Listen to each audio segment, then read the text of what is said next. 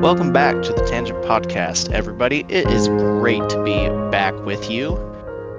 How you guys doing? No, I'm great. How are you? And our guest that you didn't introduce. I was getting there. Okay, we have a special guest today. My wonderful cousin Dez. Dez, how you doing? It's me, evil black metal Dez. Ah! Why don't you go ahead and introduce yourself again and plug all your stuff and. Hey, I'm Dez. I don't usually sound like that. That was just me being thematic for later. He always sounds like that, actually. Yeah, it's true. This is me putting on a voice. Anyway, I am the leader of the Circle Pit Radio Podcast Network, the network we are listening to right now. And the host of Assault City Circle Pit and Wrecked Podcast. You can find those on the internet as Assault City Circle Pit and Wrecked Podcast everywhere. And I'm in a band, Disengaged. We're, like a metal band. It's heavy stuff. Not as heavy as what we're going to be talking about later. Heavy, pretty heavy. Yeah, that's me. Good music though. They're very talented. Go check them out on Spotify. But it's heavy. Wherever you listen. Well, thanks for coming on the pod. It's always fun to have you, and thank you for making us a part of your wonderful network. I don't think I've ever laughed harder just out of the blue than I do listening to Wrecked at work, and all my coworkers probably think I'm weird, but it's a fun ride. So go check out Wrecked and Soul City. Hell yeah. We try. I mean, the aim is to make you laugh, and you're on a future episode. We did actually they come out the Friday before and the Friday after 9/11 because we did a 9/11 special featuring you. So listeners, listen to that. It's pretty good. We play some games. How do you play games with 9/11? Who knows? Listen to find out. Listen to find out. Wrecked Podcast on Spotify and iTunes or whatever. I think on that podcast I said something like we have the record for the most 9/11 themed games played. I'm pretty sure we also probably have the record for the most laughter surrounding the subject. Which maybe it was pretty funny. I will say that, but there are a lot of people who will say a lot worse about it than I will. Yeah, it was good. I don't think we dishonored the subject. I think we brought attention to how serious it is, but also, you don't want to just cry during a podcast. Who would do that? Plus, I had no choice. Chase asked me to make up a special for him, and I did it. It's a fun one. We will also shout it out when it's released too. So hell yeah. Well, thanks again for joining us. Should we go ahead and get into this beverage? Oh yeah, please. I'm so thirsty. I need a drink. We are drinking. Have we tried? I don't think we've tried Ghost on the podcast yet. I think we have. Have we? Wait, did we? Dude, it's been so we've stretched our. We've been doing this for over 6 years now. Did you know that? 6 years. I did not know that. Since 2019. Document. And so I don't remember if we've had this or not, but I don't think so because I just don't think we have. I haven't drinking a lot of Ghost before. We are drinking Ghost Cherry Limeade. Is there a spiel on the side of the can to read? It just says... Well, that's your thing. It has Carnipure Carnitine. And it's their own special carnitine, I guess. It's got legendary energy, epic focus, 0 sugars, no artificial colors. And it's got a lot of Carnipure, 1,000 milligrams. I don't know what Canapure is. I don't either. It has one. They do a really good job of making this sound like a supplement. It has 100 milligrams of neurofactor, whatever that means. Well, Ghost did start as a pre-workout, right? And they do protein. Their protein too is protein. Delicious. Yeah, that's how I found out about them because they do they partner with brands to make flavored protein. So they have a Chips Ahoy protein and a Fruity Pebbles protein. It's delicious. I just want to eat that. Yeah. Oh, but it also has 100% of 4 daily vitamins, but it doesn't tell you which daily vitamins. So you kind of just make it up. Then. Each can is different. Yeah. Yeah. We Like, just there's at least 4 of them in all of those cans. We we don't know what they randomly are. put 4 vitamins in every can of Ghost. Yep. Good for me. I So like it. let's crack this bad boy open. Are there any bad vitamins? Probably not, right? Doesn't vitamin mean good? Right, but you Are there- can get too many. Right, but everyone there's knows not a vitamin bad means vitamin, good. right? I don't know. I'm sure, like, because people overdose on vitamins, but there might be one that the overdose is any at all. So, I don't know Is it- what defines a vitamin. Are That's a there really bad good question. vitamins? That's a good question for someone smarter than all of us. Allow me to tell you because I Okay. know this. Jamie, A can you look that up? vitamin. Jamie, what makes Yeah, vitamin? Jamie, pull that up. A vitamin. I believe. Now I'm just spitballing here, but I believe that vitamins are essential organic compounds that the body needs in small amounts to function properly. Now, they are vital for growth, development, and overall well being, but there are 13 essential vitamins, and they each play with specific roles in the body. And they are broadly categorized as either fat soluble or water soluble. Now, my memory could be a little fuzzy on that. I'm just shooting from the hip, but that's the Hey, general wow. overview. Okay, that's a good general overview, which was my commander in the army. General Ah, overview. where's the cricket? I don't know. Got him. Got him. Got him. He'll never emotionally recover from Yeah, that. no. Would that be so funny if he just left the Discord right now? I Um, can. let's try this. Drink. Bye. It smells good. It smells like a cherry Oh, limeade. I I don't know drank that it, I've ever man. had. You were I don't- taking too long, and I'm thirsty. Oh, It's delicious. Oh, okay. Yeah, I'm halfway through mine. You talk so much. Oh, that is really good, actually. Yeah, this is my favorite energy drink. This is like surprisingly delicious. Like this specific flavor, or just Yeah, Ghost in general. I honestly feel like if I tried a different flavor of theirs, I wouldn't like it as much as this one. This one is This my is favorite super good. overall. I also didn't know I liked cherry limeade so much. I didn't either. I don't think I've ever had cherry limeade, but it's not something I've ever gone out of my way to get. You're welcome.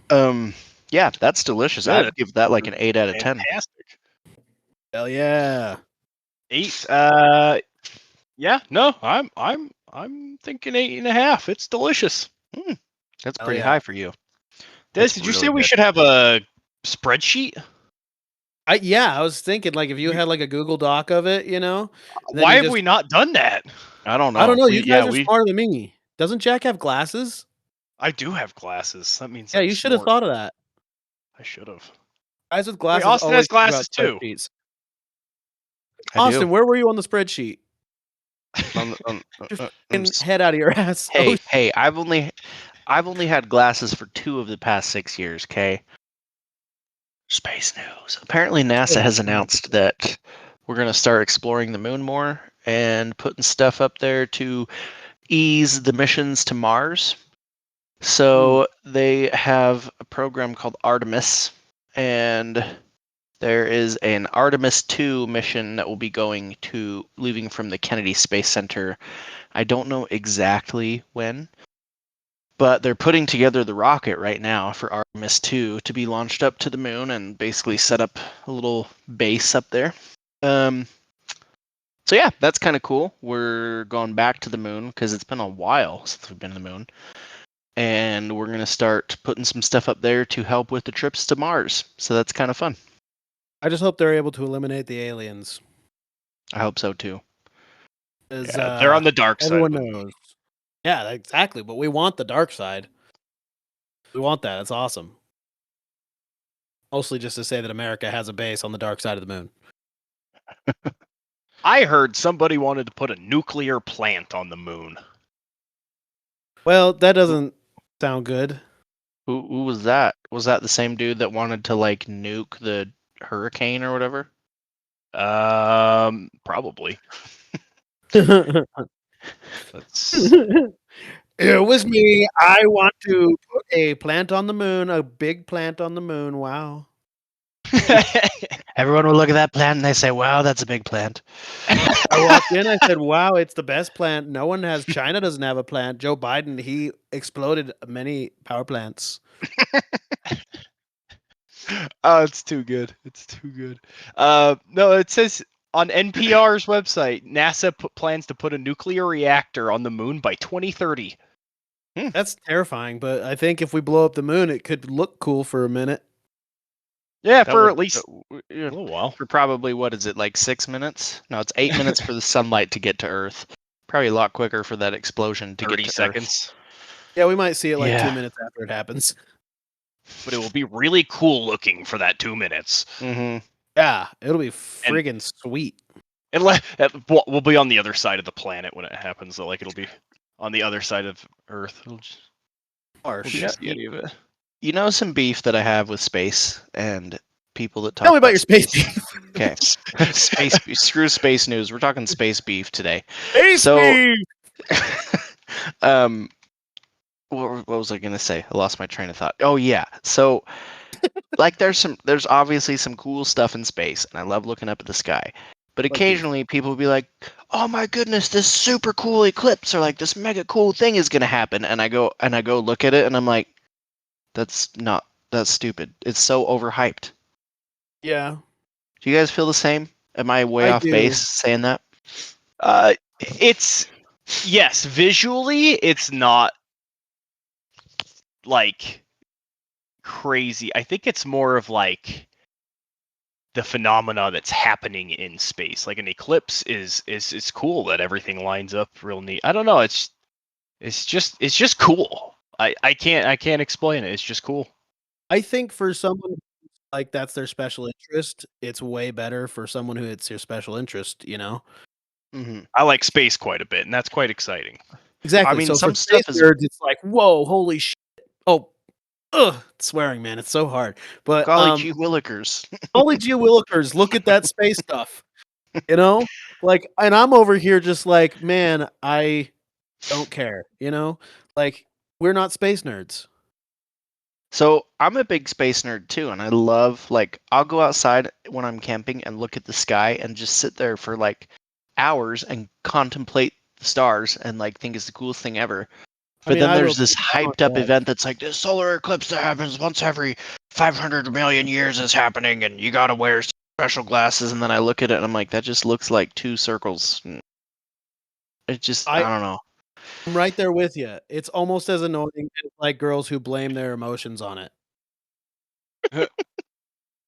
I feel like somewhere Neil deGrasse Tyson is like Fuming mad at me. Yeah, he's just like getting super angry, and he's not sure why. I'm pretty sure he listens. So if DeGrasse Tyson, if you want to talk about this with us, you let me know, because you can call me out. But here's the thing, Mr. Tyson, I'd like to talk about One Piece with you. So, and explain to you why it's the greatest story ever told. So, if you're taking their request, Mr. Tyson, I also would like to get in on it. So, podcast, listen to it. and if you could introduce us to Bill Nye, we'd appreciate it. yeah, I think Bill, they're friends. Bill. Yep. Be sweet. So I think my level of like what I consider cool is higher than most people's, because I have seen a real UFO in the sky. So have I. Nothing else phases me anymore after that. That was the peak. I mean, I feel that. I mean, I also got to see the host of The Apprentice become president. So, like, reality means nothing to me anymore. My brain has been broken since 2016. I think your brain was broken a while before that. Jack, come in with the Maybe. drums. Ha! Nice. Got him. Okay. Well, that's the space news for the day. Let's dive into this topic. So I think Dez is going to go last, right? Because yours is kind of the most substantial of There's a lot of meat. the topic. So in bringing Dez on, Dez and I go way back in the music industry with the greatest supergroup ever known to man, the Music Mice. Mm-hmm. And our hit single, All I Want for Christmas is a Big Block of Cheese, broke the charts. So Did. we we found it fitting to do an episode on the biggest conspiracies in music, which is Like fun. who I like took this down topic. the music mice? Yeah, yeah. Who was it, Des? Mystery solved. It was Kelly Beasley because she sucks. She sucks and she got no teeth. Yeah, she ain't got none. That's a little inside baseball for you real fans out You're there. right, she does suck. Uh, and so we're gonna do some music conspiracies here. Do you want me to kick it off, Jack? Do you want to kick it off? How are we doing this? Yeah, you go first. I'll go in the middle. Okay, I love so being in the middle. we're just gonna let that sit for a minute. Yeah, that was a great silence, dude. I thought maybe you were waiting for a fart. Oh man. I was just letting the listeners sit with that one for a minute No, there. hurry. I hate Okay, silence. so there's a couple conspiracies involving the Beatles. Do you guys like the Beatles? Not really. I respect that they have good music and that they revolutionized music for their time. However, no, I do not enjoy listening to it. Ditto. I feel basically the same way. I think they're fantastic songwriters, but every time I hear one of their songs and enjoy it, it's being covered by somebody. Yeah. You know, I just think an octopus. I can't do the voices, man. They're bad. Wow, are the Beatles live on this podcast with us right now? Thank you. I'm John Lennon. Um, I'm Ringo I- Starr. No one knows what I really sound like. that you sounded like Ringo from Family Guy when he's like, "Hey guys, I wrote a song. We'll put it right here, right up on the refrigerator." Spot on. But I got really into them when I was like 10 to 13 because I had an aunt who was super into the Beatles, and she kind of like got me into the Beatles.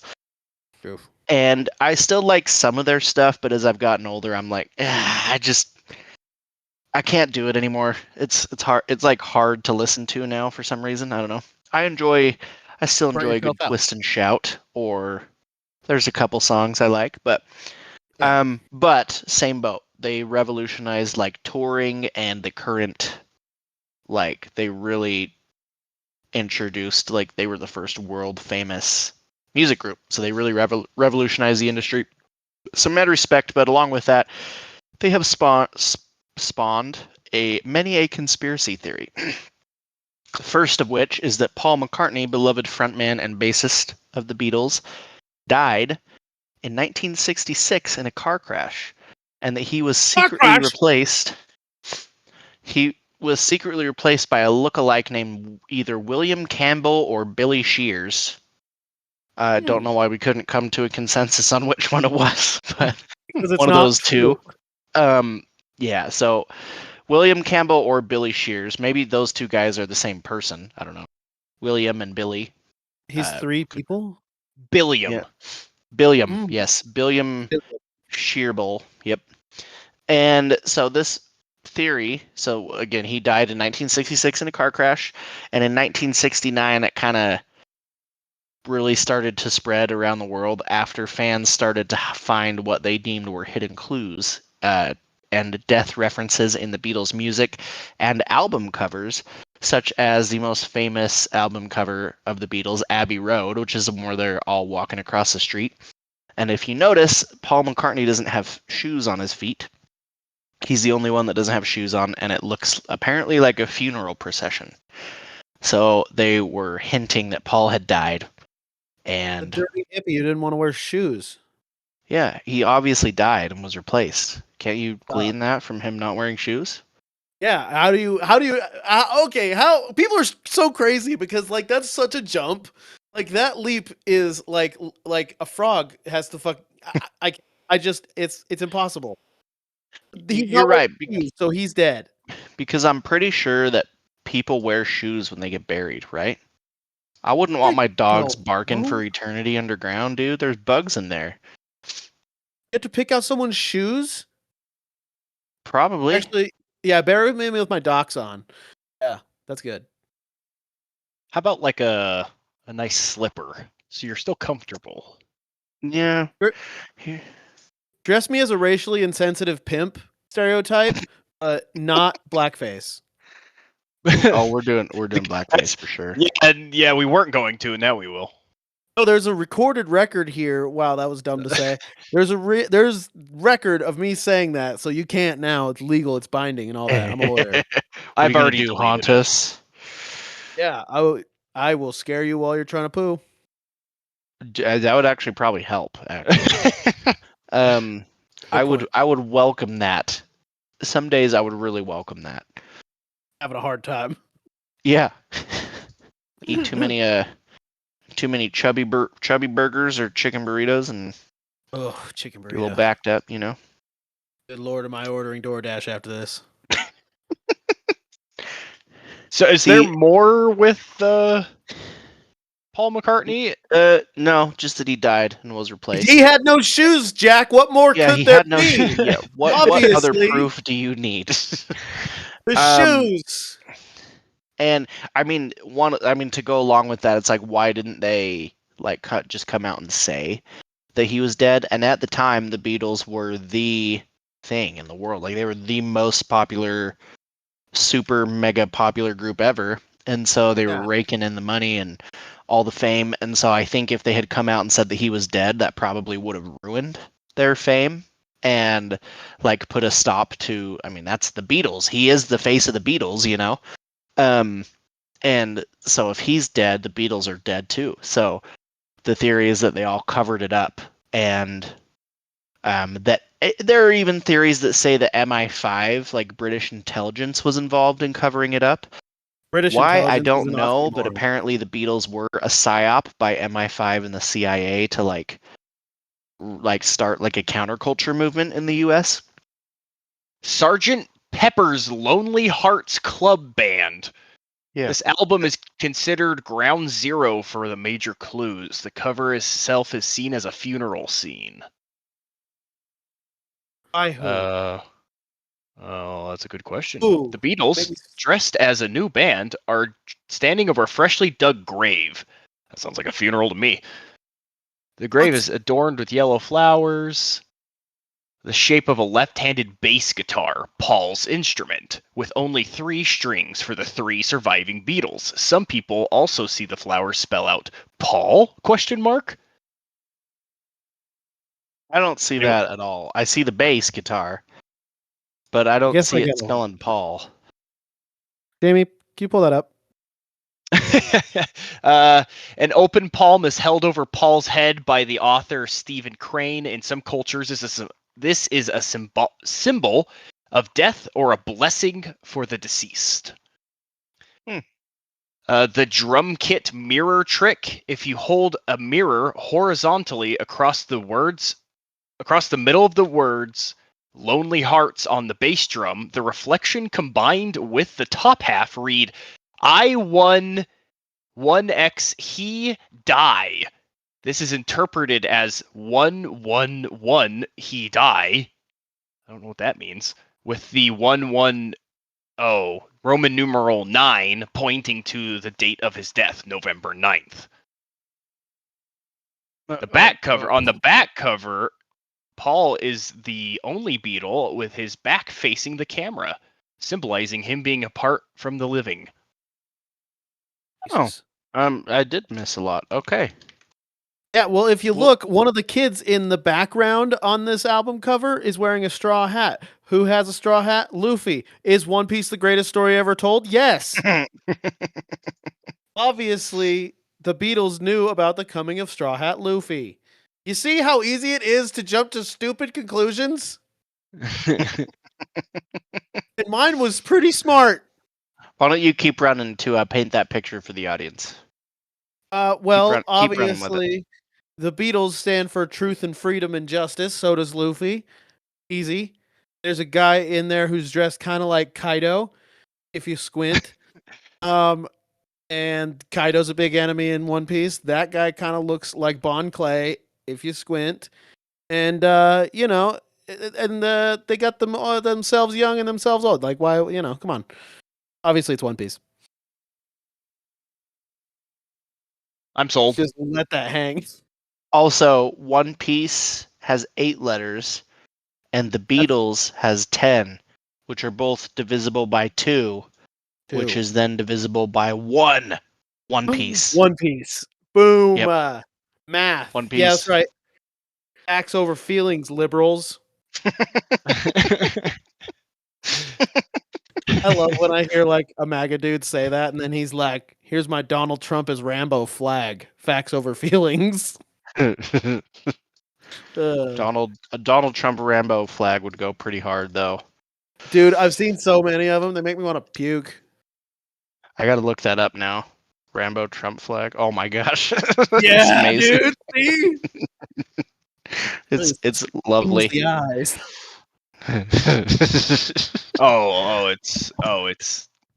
It's a treasure. We need to put this in a museum. It's a treasure. Oh, there's You know even a what? Donald Trump Rambo action figure. It Oh, will it's be a in cardboard museum one cutout. day. Not a good museum. Dez, I'm gonna get you the cardboard cutout on eBay. I go camping. You can do twice with a it year. what you will. It'll be in a great video or 10, and then we'll probably set it on fire eventually. I don't want it in my house. Like I said, you do with it what you will. If I ever want to get laid again, you know what I'm saying? Like someone comes home and they see that, they're like, "I'm good." You never know. Maybe that's their thing.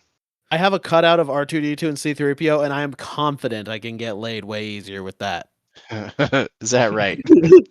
As Hey, a conversation, you already got my britches burning. You know, see? take me to dinner first. Exactly. He's heard that about my C3PO and R2D2, and he's like, "Wow, nailed it." I don't know if I could just do that with chicks. I didn't even know I swung that way. Exactly. What is this feeling I am feeling? It is awesome. I'm feeling Well, strange and conflicted. Let's move past this quickly. To the rest of the conspiracy theory surrounding. So, continuing on with the Beatles, have you all heard of a little man named Charles Manson? Yes. Charles Manson. They say that Charles Manson. we got it. Yep. You didn't respond, Jack. I responded Jack, have you heard of Charles Manson? Yes, Okay. Yes, Austin. Yes, I have heard of Charles Manson. Yes, Thank you. yes. Des, thank you for responding when I asked the question. Where was I? Charles Manson. We've all heard of him. We've established that. Okay.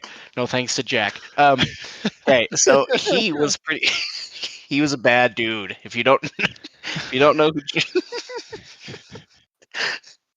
I'm losing it. If you don't know who Charles. If you don't know who Charles Manson was, go look him up, because this is not the podcast to dig into everything about him, but he was a bad dude who started the Manson family and basically manipulated people into committing gruesome murders.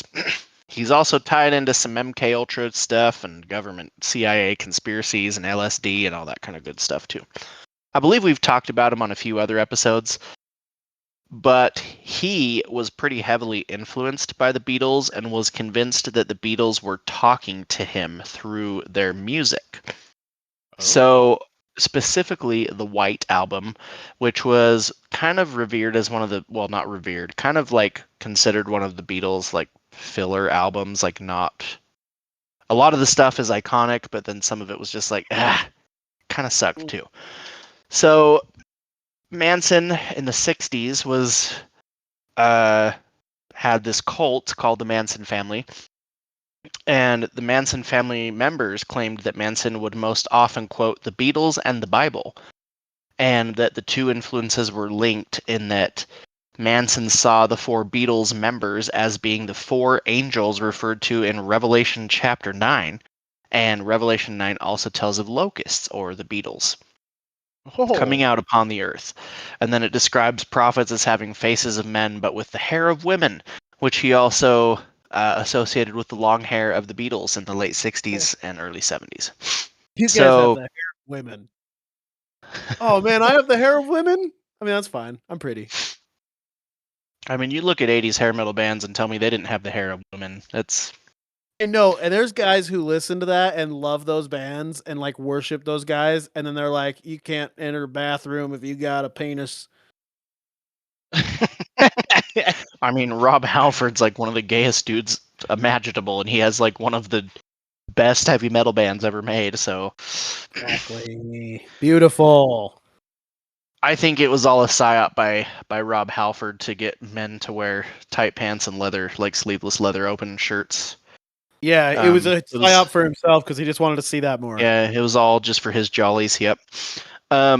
So so Manson was convinced that the Beatles were these people, these like people prophets described in Revelation chapter 9, and he even associated the four angels with the quote breastplates of fire, which he deemed were electric guitars that issued fire and brimstone like rock and roll music, described in the chapter as well. I mean, So when then you say it Manson, like that, it's pretty cool. You know, like yeah. that sucks. But I know the Beatles aren't that hard. Like Well, bands I'm going to talk about back then they aren't that were hard. though. Like back then they were like probably considered like. Can you imagine your dad tell son, turn the Beatles off. It's too loud. It's such a racket. This Just isn't boys. music. Yeah. Twist and shout, twist and shout. And then they're like, ew, oh my God, what's wrong with you? I didn't raise you this way. I mean, coming from like doo wop, go down to the malt shop, dance and boogie, and you do wop. That was the Beatles were. Well, going to the malt shop. Yeah, that was the 50s, dude. I know, that was great. I'm not criticizing. I'm just enjoying, you know? Thanks. Um, Art, so man. this is fun. I like this episode. I'm having fun. So Manson was convinced that the Beatles were speaking to him through their music, and he interpreted many of the songs as like symbolism. So, for example, the song "Rocky Raccoon" meant. I'm sure you can guess what he thought that meant, and um, and so some of the songs. There's a song called "Revolution One," and it says, "You say you want a revolution. Well, you know, we all want to change the world." And Manson interpreted that as like we need to revolt. And then there's another song, Blackbird, that says Blackbird singing in the dead of night, take these broken wings and learn to fly. We all know that song. So he thought that the Beatles were urging black people to arise and revolt against the white establishment. Then there's a song on the White Album called Piggies, and Also he interpreted the word piggies to mean members of the establishment. And he saw this as the song telling him that the establishment needed a, quote, damn good whacking, and often referred to the establishment needing a whacking, or like people needed to be killed. I don't like how much I'm thinking like, wow, this guy's got some good ideas. You know, he has a couple good points. You were like, yeah, Maybe- pigs means maybe- authorities. I'm like, yeah, totally. Yep. Oink oink. So then probably the most famous song associated with Manson was, you guessed it, Helter Skelter, which, according to former Manson family member Brooks Poston, Manson told the group on New Year's Eve of 1968, "Are you hep to what the Beatles are saying? Helter Skelter is coming down. The Beatles are telling it like it is." And so he had Helter Skelter printed on a large refrigerator at the Manson family home in La Bianca, California. Misspelled, by the So way. it's what? When they did that in the murders, right? They did that on the fridge. They misspelled it. Oh yeah, I think they did. Yes. But that was like a common theme was, yeah, they spelled it Helter Skelter, I think, or Yeah, Hilter. Yeah. something. And they would, I think when they killed, they would write it in blood too at the murder scenes. Like they would write that in the blood of their victims. So there were some more songs like Revolution 9 on the White Album, interpreted as Revelation chapter 9. So that's where he kind of tied that into the Bible. And then there are a bunch of other songs that basically he was convinced that the Beatles were telling him to uprise and revolt and commit these murders, and he thought they were these prophets speaking to him through their music. So that's another big conspiracy with the Beatles, is that they were subliminally passing messages to people to go and commit crime and do all this crazy stuff. You know, Charlie, old Chuck, Chucky boy, he had a lot of acid in him, right? And A lot. allegedly, I've heard that on acid, media and such can be very suggestive, and you can think a message is there for you specifically. And if you're on as much as he was on every day, all day, not only does that sound really fun, but you're gonna start to believe some stuff. You're gonna get lost in it. You're gonna get lost in the sauce, especially if you're listening to the Beatles constantly. Come on. Probably, yeah. I mean, the Beatles were on a lot of their own acid too. So you mix a group on acid and a dude on acid trying to Exactly. And the do Beach stuff. Boys. Apparently, Manson, he wrote a song that the Beach Boys actually performed. Manson was a legit musician. Like, I've listened to a few of his songs. His music's like kind of folky, like folk pop of the 60s. It's not bad. Yeah, it's not terrible. Yeah, he was kind of like a Simon and Garfunkel type genre, I'd say. But Yeah. he had some pretty good music, and yeah, he's credited with one of the Beatles, or not the Beatles, one of the Beach Boys songs. Yeah, he was good So- friends with, I believe, the original drummer. Yeah, I think Not it was Chuck. Dennis Wilson was the dude's name.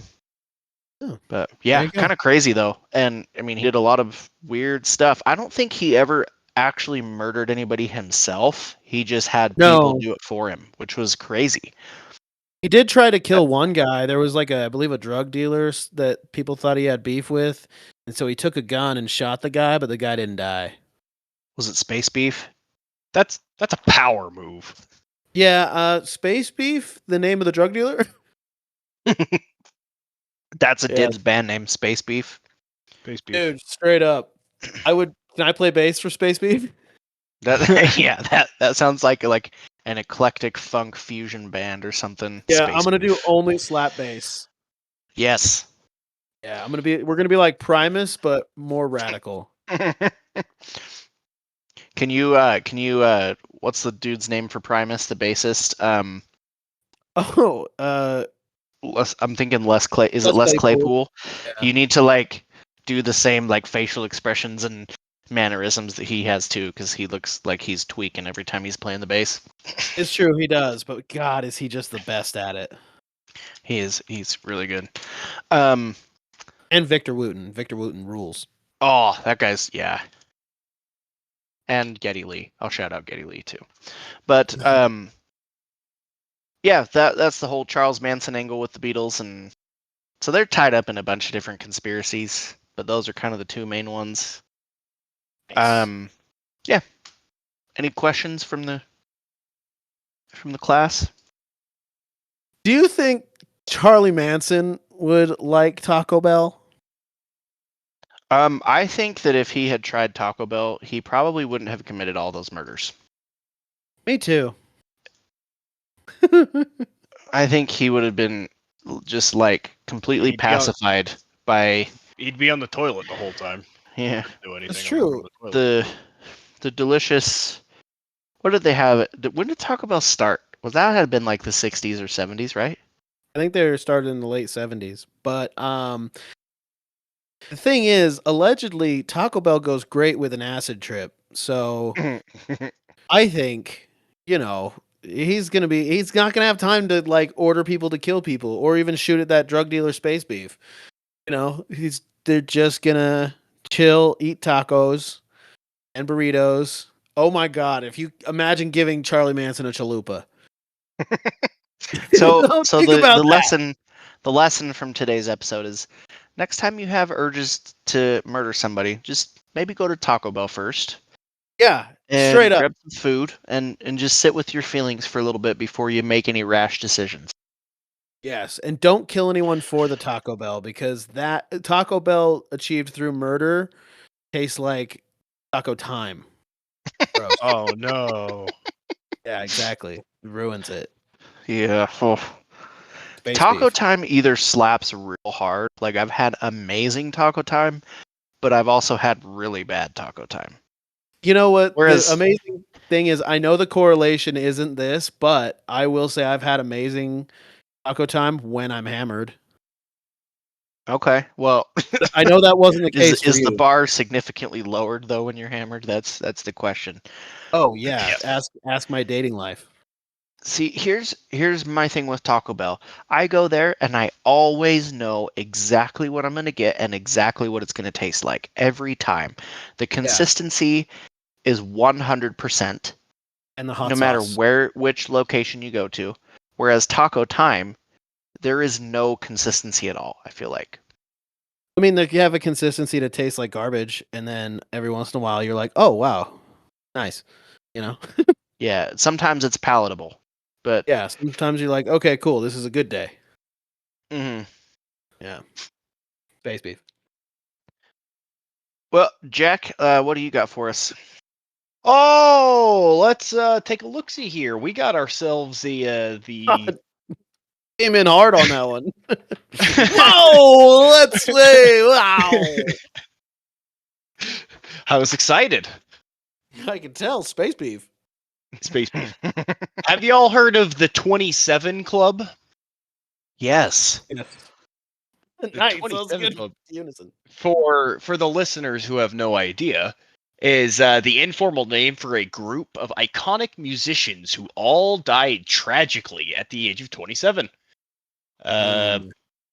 There are a lot of people that died at 27, and it's interesting. There's not really much more than that, but we got Brian Jones, the founder and original leader of the Rolling Stones, Jimi Hendrix, one of the greatest guitarists of all time, Dun dun.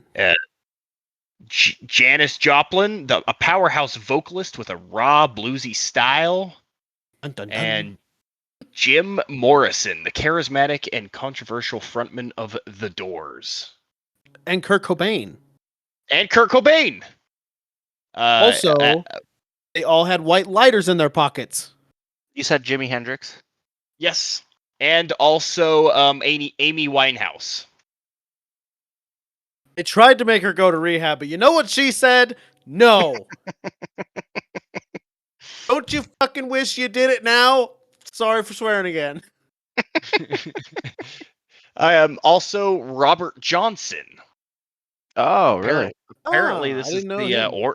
the origin story of it, where Oh wow, he started the whole thing, and he started the blues and rock and roll. yeah, Sorry. he's the one. He's like the first dude that sold his soul to the devil for fame too. Yeah, I really wish the devil would approach me because I'm ready. Like I will sign it You're already away. past 27. You're over the 27 hump, man. 47. Yeah, so- That's fine. Just give me some fun years. For those of you who don't know Robert Johnson, he was a decent but unremarkable musician who disappeared for a short while and returned with a virtuistic, almost supernatural command of the guitar. So people think that he made a deal with the devil.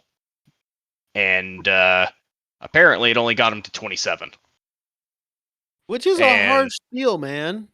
It is. So does that mean that every one of those other people also took a deal with the devil to become musically great? I mean, you don't become Hendrix without doing some serious like voodoo majumbos type stuff. Right, yeah. Yeah, what Hendrix was doing was 12 tabs of acid in a day, every day. And you know, his roadie was Lemmy, and he would like give Lemmy the same amount and just expect him to be good on acid the whole time and be a roadie. They were on drugs out of their minds. I did But not if the know that devil did Lemmy approach- was his roadie. Oh yeah, dude, it's big part of his story. Yeah, it's great. That's cool. Yeah, there's a documentary about Lemmy you should check out. It's I don't know, just Google Lemmy documentary. Anyway, carry on. Well, there's not really much more to this. There's not a lot of clues or hints, kind of thing. Just a lot of musicians dying at 27. Kind of It is interesting. weird. It is, I yeah, it mean, is really strange. I mean, like the So most famous in their genre. Like it's yeah, like yeah, all like of them. very, yeah. You right. So as a quick recap, we have Brian Jones, Jimi Hendrix, Janis Joplin, Jim Morrison, Kurt Cobain, Amy Winehouse, and Robert Johnson. Brian yeah, Jones, he was the Rolling Stones dude, right? The original. Yes, correct. Yeah. Founder and original leader of the Rolling Mm-hmm. Stones. I didn't know he was part of it. That's crazy. Can I say something about Jim Morrison? Another conspiracy with him. Yeah, let's hear it. Apparently Jim Morrison faked his death and came back as Rush Limbaugh. Rush Ew. Limbaugh. Have you guys heard that? If you look Well, up, good. He's dead too. Well, Jim Morrison got kind of bigger toward the end of his life. He looks a little bit like Rush Limbaugh. I can see it. Here's a picture I'm going to throw up in the chat, and you will see Okay. the likeness. Let's see. Donde I can't do it. There we go. Okay. donde está?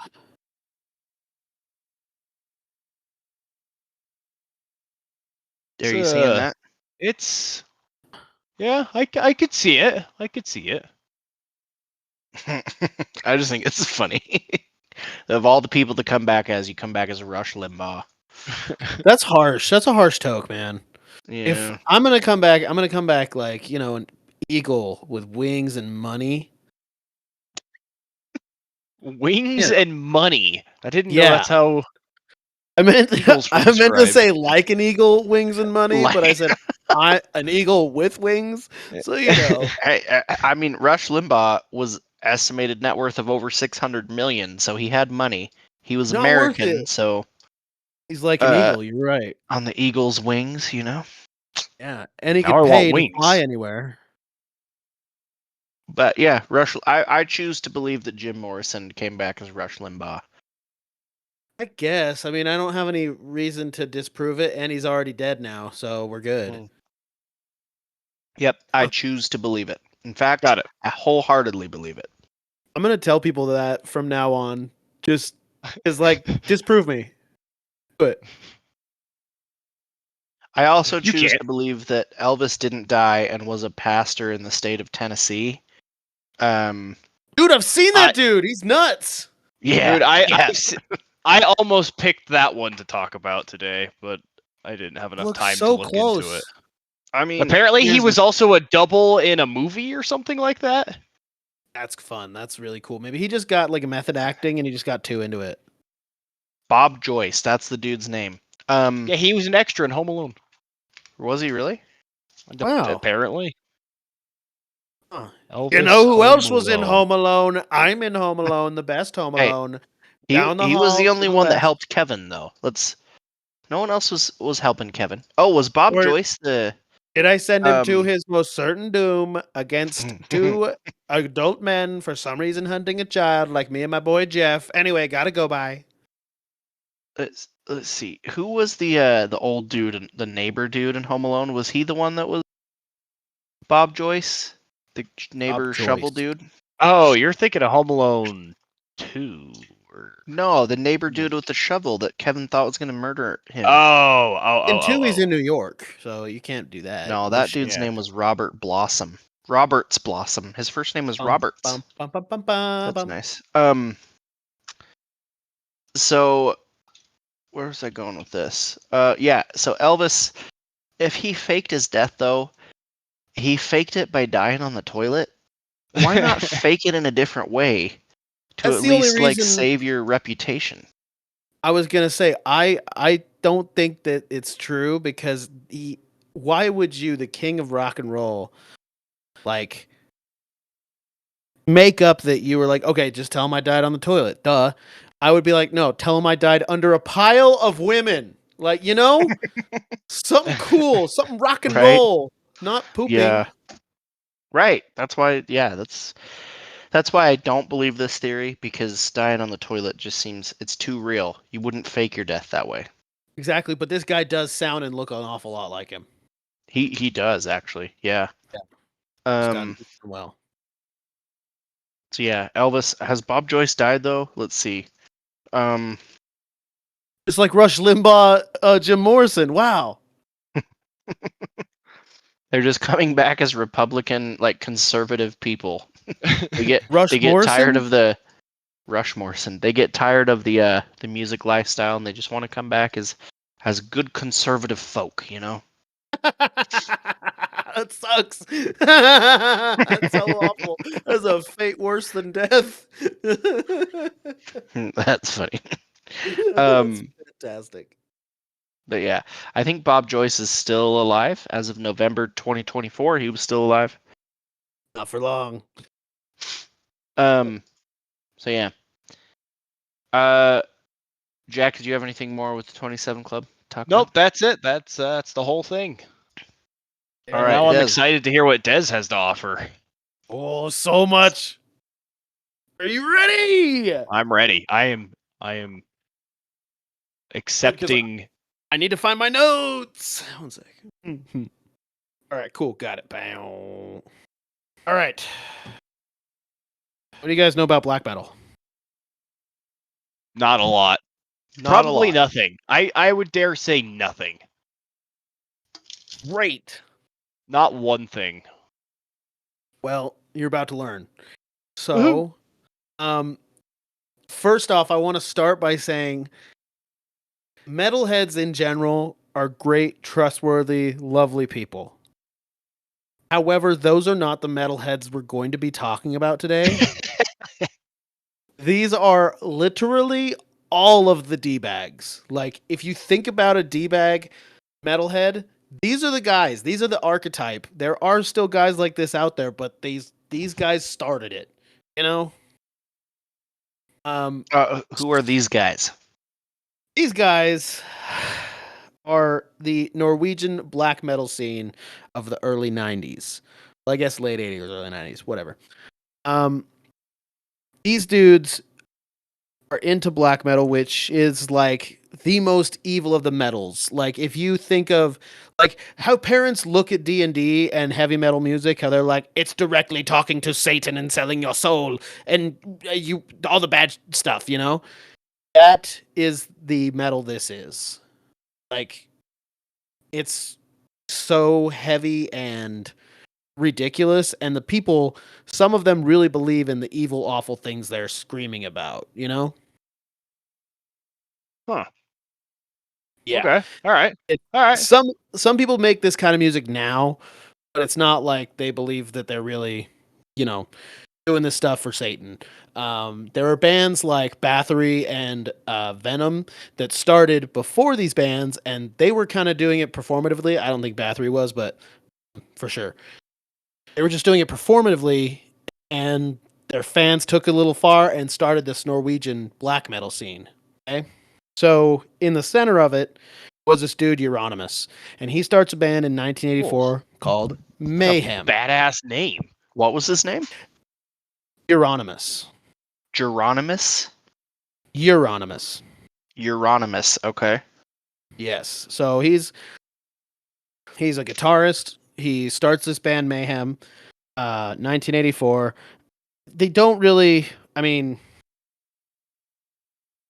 super far for 1988 when they get a letter from a dude that sends them a letter, a demo tape, and a crucified mouse, like an actual mouse crucified. Oh. Yeah. That's disturbing. It's like rotting in this envelope. This guy's name is Per Udien. I don't know. I just kind of wrote them down phonetically, and Scandinavians suck with their language. Anyway, that guy, which they eventually start calling him Dead because he believed he was dead. That was his whole thing. Like he, so much to the point he thought he died as a child and was basically living in the dream state in his day to day. Like this guy was not mentally stable. So he joins the band and things are great, whatever. He is so weird with his like what's it called? Sorry, I have it written down here. He was believed to have had something called Cotard syndrome, making him feel like he was the dead thing and everything, and how he wanted to basically be dead but alive as his performance. It's like the same thing that made Richard Chase drink blood. This syndrome. I don't know if you guys know Richard Chase, but he was a serial killer. I don't. Oof, you guys should do an episode on him. He's nuts. Anyway, so he did crazy stuff. Like, I just need to paint a picture for you how nuts this guy is. He kept a dead crow in a bag and would huff it before their shows. Yeah, dude. Yeah, and it was like the same crow for quite some time. It's nasty. Why? Whoa. Well, he said it was because then he wants to be singing with the smell of death in his lungs. I mean, I guess I respect the, the These grind, guys are these the drive. Yeah, but, he's definitely not a ugh. poser. I'll say that much. He knows what he's about. He also would bury his clothes days before their shows so that he would smell like he was buried. And he wanted his friends to bury him so that he would get pale, like a corpse, And when his friends refused, he got all pissed off, and he originated this thing called corpse paint, which is exactly what it sounds like. It's black around the eyes, the white face. I'm sure you've seen it a million times. But Is it like he started Kiss? that. Kind of like Kiss, but just like a darker, more evil version. Ah. Yeah. Okay. So he makes up this corpse paint. Like, these guys, they're nuts. They're bad people, but they are the reason a lot of things in metal are the way they are. And this is just in the early 90s. So, like I said, these aren't good people. All the people we're talking about here suck. So Dead, who believed he was dead already and all this, he kills himself in 1991. He was living in a house with the rest of the members of the band. The other two members of the band being Necro Butcher, he was the bass player, and Hellhammer, who was the drummer. Actually, those are still the two main members that are alive today. But anyway, Dead kills himself. He puts a shotgun in his mouth, and they're all living in a house together. Yeah. And he locked the front door, and the only open window was the window in his room. So Euronymous comes home, has to climb in through his window, and finds him dead. Dead. He finds dead. Yes. Right. With a suicide note. Yeah, dead is dead.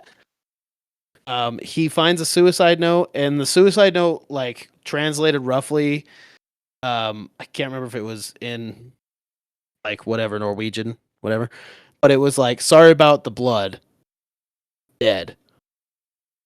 That was his suicide note. Doesn't mince words. Yeah, no, he's straight to the point, and he's pretty good at it. So Euronymous sees this and doesn't call anybody, doesn't do anything about it. He runs down to the store, gets a disposable camera, and takes a picture. And then collects some pieces of skull. Oh. Which he would later give to, like, the kids in the black metal scene, the ones that he thought were, like, the super coolest. You're like one of the more evil ones, like, they're worthy, You telling me that there's pieces of his skull floating around out there then? Oh yeah, still there are to this day. Like, Really? they haven't all been collected now. So you can still find dead skulls somewhere out there. And so later, that picture he took with that little disposable camera would be used for a live recording EP. And yeah, it's one of the most famous pictures in metal. You can look it up or you cannot, but it does exist. If you have a printing of that, I'm pretty sure it's worth a pretty penny too, because there were so few. Anyway, so Dead kills himself, right? And then, oh,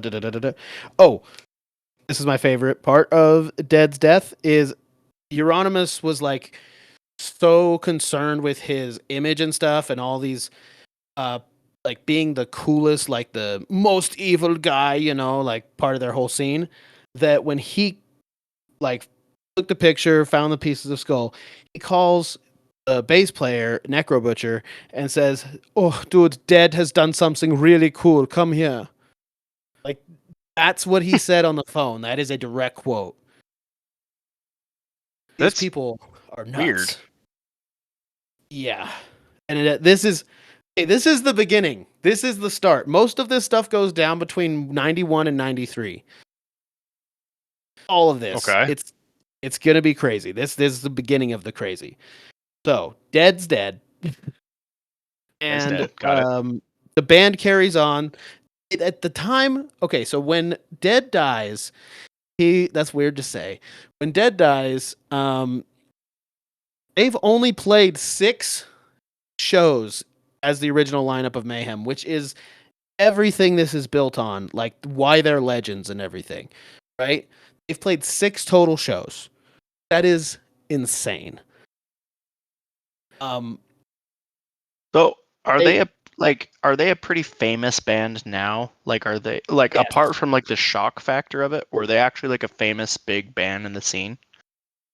They are now. This stuff made them so famous. Like, they are considered good for what their genre was at the time, and they're the Okay. foundation of black metal. Like, they're one of the main bands. You're like, someone's like, "Hey, who started black metal?" These are one of them. They're like the second generation, but they are one of the bands that started and really cemented what we know as black metal. Gotcha. Okay. Yeah, they are, like I said in the beginning, they are important. I do not really support a lot of what's gone on with everything, but I understand that they're important, and it's just a crazy story. There's so much stuff surrounds them that's nuts. So let's continue. Okay. So after Dead dies, Euronymous opens Helveta, which is his record store, and the basement is like a dungeony looking thing where all the black metal kids hang out, and like that's the center of their scene. And along with Helveta, he also starts his own record label, Death Like Silence Records. Kind of a bad name. Don't like Wow. it. What? Say it again. Death Like Silence. Death like silence. Oh, okay. Yeah, not my favorite record label name. But yeah, so he's pumping out records and everything, and this is all with like his parents' money, because obviously he doesn't have money, but his parents are rich. So he gets that all going. And another band starts around this time. This is in 91. This band called Burzum. And Burzum is very important because if you see somebody wearing a Burzum shirt, they are a D-bag. Just so you know. Good Thank to you know. for the heads up. As far as metalheads go, and like I will say, I don't care about genre, and there's like so many things I do that people could call me a poser or whatever for. I don't care what anyone thinks in the metal community. If you are wearing a Burzum shirt, you are a D-bag or possibly a huge D-bag.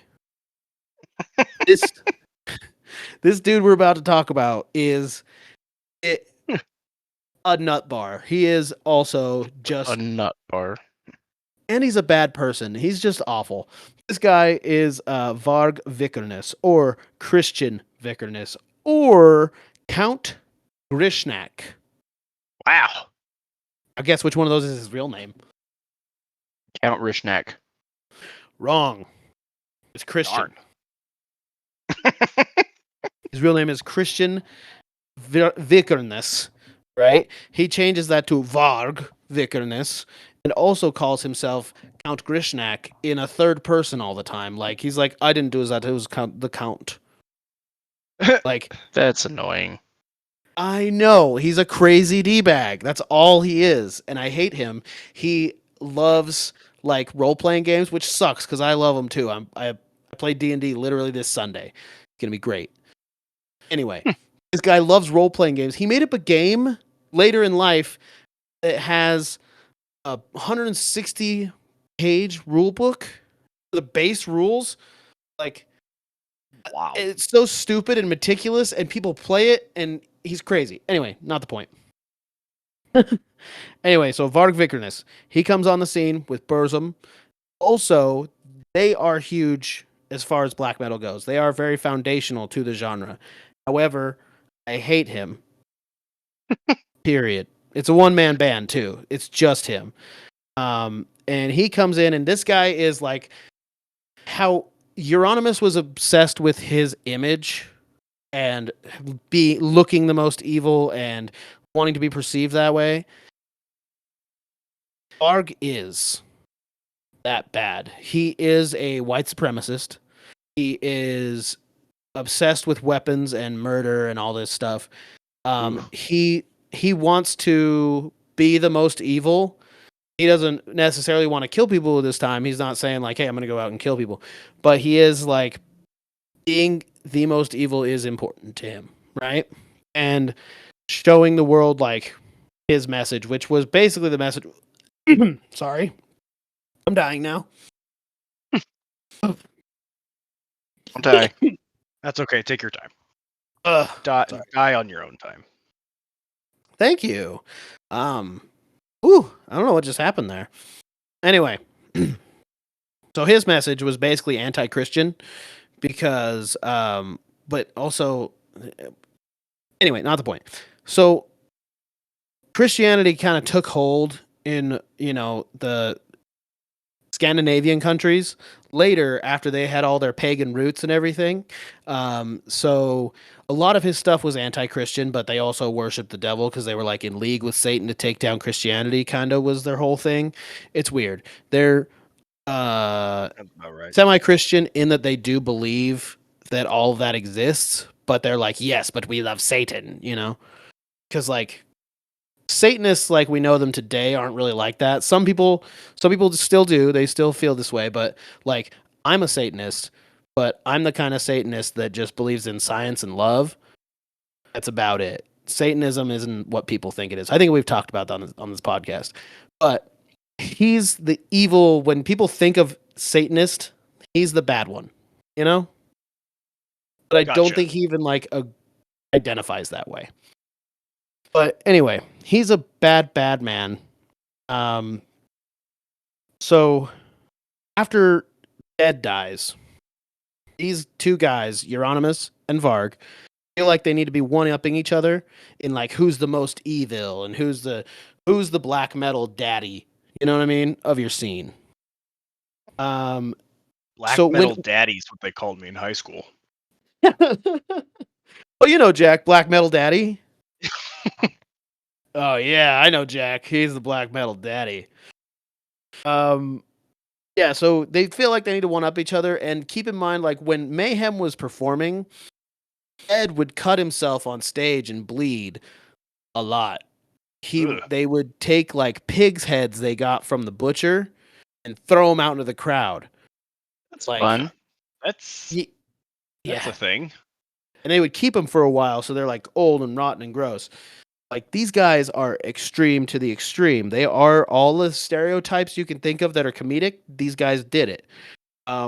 So they need to feel like they're one-upping each other. And with the like anti-church message of Varg, he basically inspires some people to go burn down a church. I mean, he's there. He does burn down the church with them, but he burns down a church. And these aren't like, one of the LDS churches down the street that was built 10 years ago. This is an 800-year-old church. Oh, that sucks, actually. That's history. Churches, exactly. And they're all made of wood, so they go up like no other. And this starts a rash of church burnings in Norway and in other Scandinavian countries, but mainly in Norway because they have so many of these old wood churches. I can't remember what they're called. I didn't take that note because I'm an idiot, but they have probably a special like name. Churchen, Kirchen, Birchen, Gerchen or something. Gerchen, Sounds Jurgen, right. Durkin, Verken. Yeah. Yep. I believe that's actual direct translation. Yes. What would we do without you? I don't know. The podcast would suffer. It's true. It's very true. So yeah, they start burning churches, and that's getting like a lot of attention, and everyone knows that was started by Varg and Euronymous, mainly Varg. Euronymous doesn't go burning churches. That's not his deal. He's running the record store. He's running the record label. But, they are giving credit to Varg and some to Euronymous. They still think he's black metal daddy, That's Jack. Where did they get That's that mixed me. up? Oh, sorry, Jack. You're black metal daddy. Yeah, so all that goes down, right? And now we come to 1992.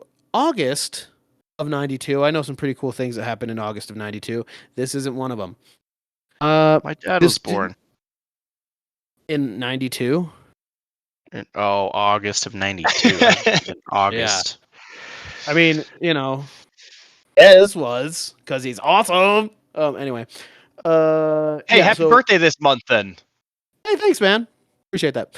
Anyway, back on track. In August of 1992, this dude. I'm sorry, I'm trying to power through because I have so much here, but I need you to know it. Oh, it's So going it- great. I'm having fun. August of 92, the drummer of Emperor, this guy named Faust. They all have messed names, I know. Great But his name is Faust. While he was visiting his mom in some part of Norway that's stupid, he basically went to a bar and was chilling until a gay guy came up to him and was like, "Hey, you want to go do gay guy stuff in the bushes?" Hey, sound good. So he takes him out to the bushes and stabbed him 37 times. Oh. So Wait, Faust, the gay guy stabbed him, or he stabbed the he- gay guy? Oh, sorry, He's dead. Faust stabbed the gay guy. Okay. And he used the gay as the bait. yeah, he's like, "Oh, cool. Yeah, I will totally go have gay sex with you in the bushes." Stab, stab, stab. 37 times. That's a lot of Glenn- times. That's too many Yeah. times. It's a bunch. He was later asked if it was about him being gay, and he basically gave like a homophobe answer, like, "No, I don't mind if you are. I just, blah blah blah blah blah." Yeah, people think it was basically a hate crime. Anyway, these guys are so evil and bad that they are going around bragging about this. They'll go to like Helveta in the basement and like chat with all the other homies in black metal and be like, "Guess what I did? I stabbed this insert slur 37 times. Check out how cool and evil I am. Let's go burn a church." And they later did go burn a church that night. Fun fact. Did these guys get caught? They sound like horrible people. A lot of them, yes. A lot Good, of good. people got caught. However, the problem, and this is one thing I disagree with Norway, is their maximum sentence, like for anything, is 21 years. Oh, really? Really? So, murder interesting. included, by the way. Wow. Yeah. So, anyway, yeah, he stabs this guy, brags, goes to the churches, and that's not a problem for a while, but it becomes a problem because Varg later in 1993, almost exactly a year later, Varg gives an anonymous interview basically bragging about the church burnings, of Dead killing himself, of the guy getting stabbed, bragging about all of it, being anonymous, quote unquote. But then later, he used a picture of one of the churches burning as an album cover for the Burzum album Ashes. I didn't even try to get what its like Norwegian name or whatever was. It just translates roughly to ashes. And the cops basically just put the pieces together and went, "Oh, I bet that anonymous interview is with this guy who has pictures of the churches burning." And they were right. Like, was it Uh, like a legit picture of the church burning? Oh yeah, it was legit. Like So. you could- Oh yeah, I'm looking at it. Yep, that's a burnt down church. Yep. So Self-incriminating. Love it. yeah, I mean these guys are. He brags about. Okay, so the thing you got to know about Varg, he is a lying liar who only lies lying. Right? He does not tell the truth very often, unless it's flattering to him. Like that is it, and everything he says is flattering to him. Like he has said that he planned all this, like he wanted to get caught basically. And there's times he's flat out denied it, but for like however long it's been, he's now stuck to the same story. We'll get into that. So he tells all that and he gets arrested. And let's see. He gets arrested for arson and does a little bit of time. But it's not like super significant. You know, it's Norway. Their prison system kind of blows. But he gets out eventually. This whole time, the music scene's going on. Like they're making albums. They're Swedish bands from making black metal in Sweden and stuff, and other Norwegian bands. Burzum has done, I think, 2 albums and an EP at this point. And so a lot of money is moving around, but Euronymous is not a great businessman. He just wants to party and, sit at his music shop and make fun of people for their music taste, teabag stuff. He Right on. ends up losing basically a lot of money and isn't paying people for all their stuff. And Varg's mom paid for the recordings of Burzum's album and the printing. And he was promised reimbursement. And Varg, was promised reimbursement and royalties and the sales from the album, like you do with any album you release. And he was never given it. So that starts the conflict with them. And he's doesn't just owe Varg money. He owes money to bands in Sweden. He owes or Switzerland. I don't know. Anyway, one of those other Scandinavian countries. He owes these people money, and it comes to a head where he's talking to a new member of the band. You see, I thought I had his name. Snorri Ruck, by the way. Ooh. Yeah, these names. Ruck. Snorri, like he's the worst dwarf in the Seven Dwarfs. Snorri. The sleep apnea dwarf here. Yes. So Snorri gets. I don't know what part of this is true, but Snorri tells Varg that Euronymous, if you can keep up with that insaneness, he says that Euronymous said he's going to kill Varg, right?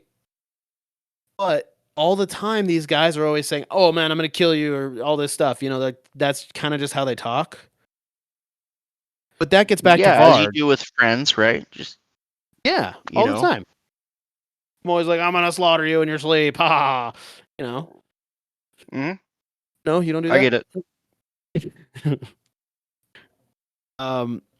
So, yeah. Basically, he says he's going to kill him. Varg is mad at him about all the money and stuff. So, Varg and Snorri Ruck go to Euronymous' house, which I guess is pretty far. They even set up an alibi and stuff, which is very incriminating later. Anyway, it is rumored that Varg went with a contract to get him out of his deal with Euronymous. Basically, just get him off his label because he wants to be done. All this. But that's just what Varg says, right? He goes to the house. It's like 3 a.m. when Varg finally gets there. He rings him. He comes out still in his tidy whities, right? Okay. Power move. And what Varg says is that he went to kick him, like Euronymous went to kick Varg. So Varg attacked him in defense, right? Okay. However, he was stabbed 27 times. Oh. And claims that the final blow to the skull was like so hard he got the knife stuck in his skull. So there's little inconsistencies there. You see what I'm saying? He says he acted in defense. Clearly he didn't. And that man served 21 years. The maximum 21. sentence. Yeah, that's years. crazy. Yeah. I feel like there should be an exemption to the 21-year rule for Right? Murder. Now, these guys are goofy. Like, he's straight up a white supremacist who's on his way to kill somebody. And the entire time, he hid in the back seat of the car under a blanket because he said he was too famous and it would cause a ruckus. What a dork. Yeah, sorry. That's it. Yeah. He got 21 years. And Well, that Varg was a now, roller coaster. is it not? Well, I don't Yeah, know that's about pretty roller wild. coaster. It's basically if the roller coaster went down into hell and then stayed there the entire roller coaster. Basically, Yeah. if the roller coaster was just hell. It's pretty dark. You know, I had you guys listen to the music a little bit. At least I that did. good. How did you feel about it? It Exactly. was disturbing. Yeah. Yes. Yeah, Again, my apologies to myself for having eyeballs. And That was my favorite. reading. Yeah, you looked up the lyrics. I did. well, Viewer discretion advised if you go look up the lyrics, by the way. yeah, It's- you sent that to me and I listened to it. I was like, oh, this is interesting. And then you sent me, I made the mistake of reading the lyrics. And then I went back and read like 3 lines and was like, yeah, nope, I'm done. It's Yeah. a good thing you can't understand a word, you know? Yeah, no, you really can't. Like, I speak the language of Scream and I can't understand it. So, you know, you're not missing much.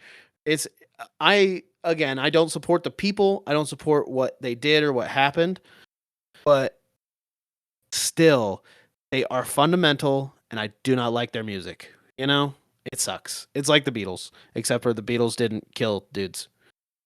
So That we know like, of. yeah, they killed Paul, dude. Oh, yeah, that's a good point. Yeah. It was them that ran him over with their car. The worst thing in the world that gives me cancer is that on TikTok, Varg Vikernes is on TikTok. Really? He's on YouTube and he can talk about himself for hours. And he is awful and still a white supremacist. He's still evil. And he's just on TikTok and shit. And I can't believe that is. Like Norway. Yeah, like, come on, man. Pull your head out. That's crazy that they get 21 years just for anything. That's nuts to me. He brutally killed like one of the biggest celebrities in Norway at the time. Well, I guess in a certain scene, but whatever. Yeah, but Mayhem is still around to this day, but it's just Hellhammer and Necro Butcher. And they have, other bandmates around them. They've had 18 members over the years. Burzum has always been a one-man project, and that's just Varg Vikernes. And he has continued to make music, and surprise, surprise, it blows. I don't recommend it unless you really want to know where black metal started. I get that, but it's just not good. But I also don't like Mayhem, so it's whatever. And if you want to see a more in-depth coverage of this, because the story is like, I'm giving you bullet points. Like, these are the main notes of what happened. But there's a movie called Lords of Chaos. Highly recommend. It's based off a book that Varg Vikernes says is totally made up. But that means a lot of it probably happened then. Because he's a trustworthy guy, Exactly. Exactly. But this movie, it's very good. It's one of the only movies that Metallica has ever licensed their music for. It's funny because the music they're making is so much different than what Metallica's making. But yes, it is. It's a pretty good movie. It's a good representation. If you want even more facts about this whole thing, like in depth, last podcast on the left and a podcast called The Death Metal Dudes or Death Metal Guys did multi-part episodes about it years ago. So both of those pods have good specials on it. But yeah, that is Norwegian black metal. Interesting. Crazy. It's weird how much craziness can happen in a thing like a scene of the world I did not know existed. Yeah, and that I'd never heard about it. Yeah. Exactly. That's wild. These guys are all stereotypes. You know what I mean? Like,